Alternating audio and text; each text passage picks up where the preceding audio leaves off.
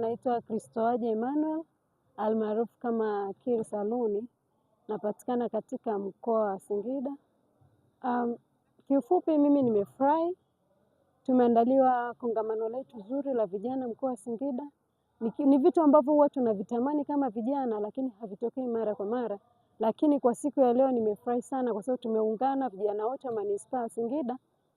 Tumekutana hapa kwa ajili ya kupata elimu ya ujasiriamali, lakini na namna nzuri ya kujiboresha wenyewe na kuboresha biashara zetu. Kingine napenda kutoa shukrani kwa halmashauri yetu ya mkoa wa Singida.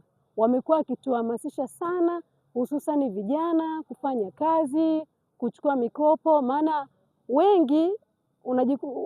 vijana wengi wana uwezo wa kufanya kazi, lakini shida ikawa ni mitaji.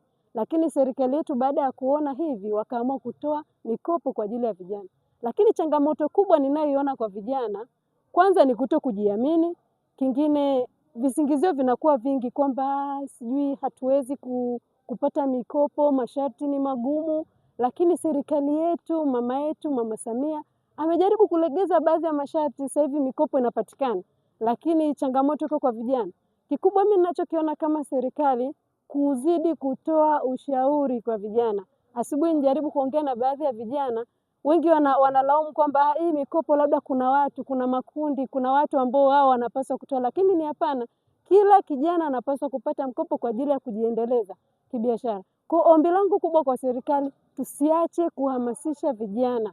Mimi nashukuru halmashauri ya Singida kweli wanafanya vizuri. Wanatufuata hadi maofisini na kwenye maeneo yetu ya kazi kutoa ushauri, tufanye, tunaweza, na kweli tumefanya hivyo.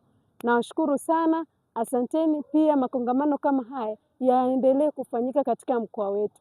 Mungu awabariki.